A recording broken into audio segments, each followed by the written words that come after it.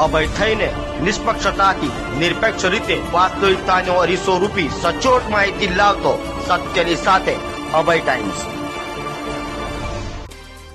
સુરત શહેર LCB zone 6 ની ટીમે સચિન જીઆઈડીસી પોલીસ મથકમાં નોંધાયેલા ઘરફોડ ચોરીના ગુનામાં છેલ્લા 3 વર્ષથી નાસ્તા ફરતા આરોપીને ઝડપી પાડ્યો છે।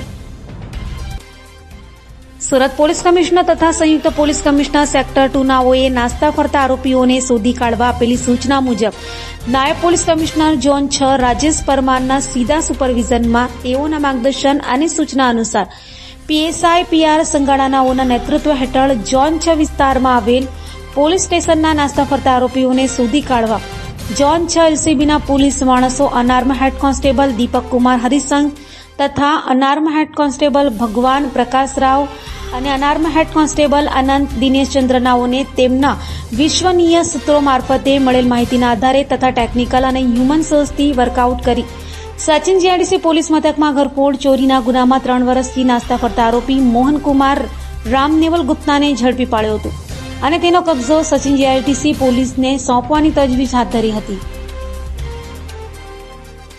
સચિન જીઆઈડીસી પોલીસ સ્ટેશનમાં વર્ષ 2022માં એક ઘરફોડ ચોરીનો ગુનો દાખલ થયેલો હતો।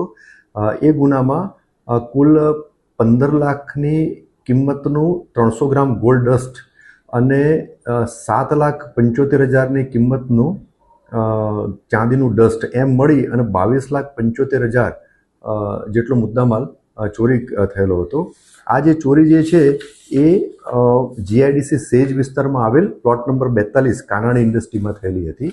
આ ગુનાની તપાસ ચાલુ હતી અને ગુનાની તપાસના દરમિયાન આશરે 10 આરોપીઓના નામ ખુલેલા હતા। તે પૈકી એક આરોપી મોહનકુમાર રામનેવલ ગુપ્તા એ છેલ્લા 3 વર્ષથી નાસ્તો ફરતો હતો। આ નાસ્તા ફરતા આરોપીને ડીસીપી ઝોન 6 એટલે કે રાજેશ પરમાર સાહેબની એલસીબીની ટીમે એમના અંગત બાતમીદારોના મદદથી જે ઇન્ફોર્મેશન મળેલી હતી એ આધારે આજરોજ આ આરોપીને ધરપકડ કરી અને વધુ તપાસ સાથે સચિન જીઆઈડીસી પોલીસ સ્ટેશનને સોંપેલો છે। આ જે આરોપીનું નામ છે મોહનકુમાર રામનેવલ ગુપ્તા અને એ સરસ્વતી ચાલ પેલ્હાર રોડ ગણદેવી મંદિર ધાનિકબાગ વસી નાલાસોપારા પાલઘર મહારાષ્ટ્રનો મૂળ વતની છે। આ આમ તો એના વતનમાં જ જતો રહેલો હતો અને નાસ્તો ફરતો હતો, પણ છેલ્લા 2 થી 3 દિવસથી આ સચિન જીઆઈડીસી વિસ્તારમાં આવેલો હતો। જે આધારે માહિતી મળેલી હતી એના આધારે જ આ આરોપીની ધરપકડ કરવામાં આવેલી હતી। આરોપીને સચિન જીઆઈડીસીની વિસ્તારમાંથી જ પકડેલો હતો અને છેલ્લા 2 દિવસથી અહીંયા આવેલો હતો અને એ આધારે માહિતી મળેલી આધારે પકડેલો હતો।